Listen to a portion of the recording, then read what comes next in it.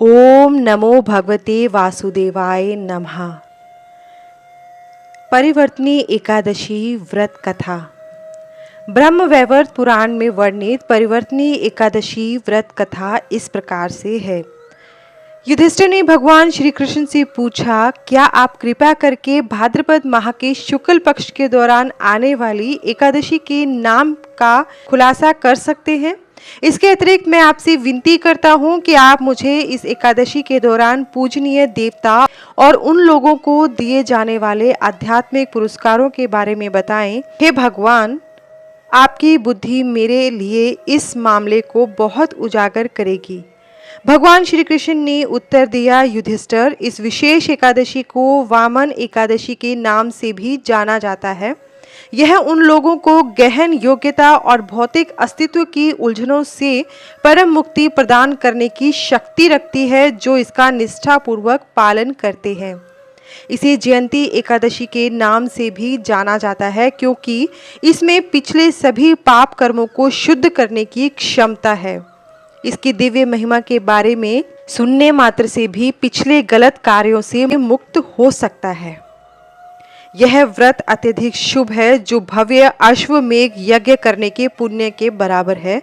इसके समान कोई श्रेष्ठ एकादशी नहीं है। भौतिक अस्तित्व के निरंतर चक्र से मुक्ति का मार्ग आसानी से प्रदान करता है। इस एकादशी का महत्व यह है कि यह उस दिन मनाया जाता है जब भगवान विष्णु सोते समय अपनी दूसरी करवट लेते हैं, जिससे इसे परिवर्तनी एकादशी के नाम से भी जाना जाता है। यह व्यापक रूप से स्वीकार किया जाता है कि इस पवित्र दिन भगवान विष्णु के 5वें अवतार भगवान वामन की पूजा करना ब्रह्मा, विष्णु और शिव की पूजा करने के समान है। इसके अलावा यह सुनिश्चित करता है कि व्यक्ति इस नश्वर क्षेत्र से प्रस्थान करके श्री हरि के स्वर्ग निवास को प्राप्त करता है, जिसे वैकुंठ के नाम से जाना जाता है। तीनों लोकों में वामन एकादशी के पालन से अधिक सर्वोपरि और आध्यात्मिक रूप से महत्वपूर्ण कोई व्रत नहीं है। धर्मराज युधिष्ठिर ने पूछा, केशव, मेरे पास एक प्रश्न है जो मुझे उलझन में डाल रहा है। कृपया बताएं कि भगवान कैसे सोते हैं और करवट लेते हैं। इसके अतिरिक्त जब आप निद्रा में होते हैं तो मैं अन्य सभी जीवित प्राणियों के भाग्य के बारे में उत्सुक हूँ। इसके अलावा क्या आप मुझे बता सकते हैं कि आपने राक्षस बलि को कैसे वश में किया था?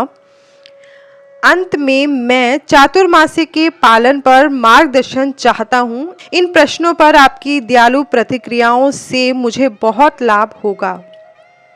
श्री कृष्ण ने उत्तर दिया, राजन, मैं प्रसन्नतापूर्वक एक ऐतिहासिक घटना का वर्णन करता हूँ, जिसके श्रवण मात्र से सभी पापों से मुक्ति मिल जाती है।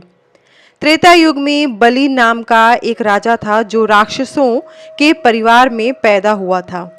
उल्लेखनीय रूप से वह मेरे प्रति गहराई से समर्पित था।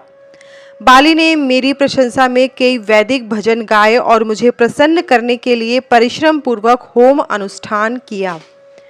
वह ब्राह्मणों का बहुत सम्मान करता था। फिर भी बाली ने इंद्र के साथ संघर्ष किया और अंततः उन्हें युद्ध में हरा दिया।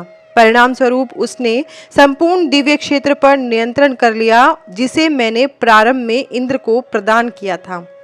उसके बाद इंद्र अन्य सभी देवताओं और कई श्रद्धेय ऋषियों के साथ मेरे पास आए।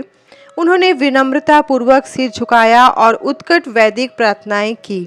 मुझसे बाली से जुड़े मामले में हस्तक्षेप करने का आग्रह किया, जिसके बाद मैंने उनकी सहायता करने के लिए अपने 5वें अवतार वामन देव के रूप में प्रकट होने की सहमति दी।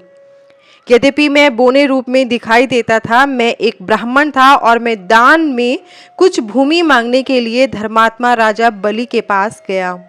मैंने उनसे पूछा, हे दैत्यराज बलि, क्या आप उदारता पूर्वक मुझे केवल 3 पग भूमि दान में दे सकते हैं? जमीन का इतना छोटा सा टुकड़ा मेरे लिए तीनों लोगों के समान होगा।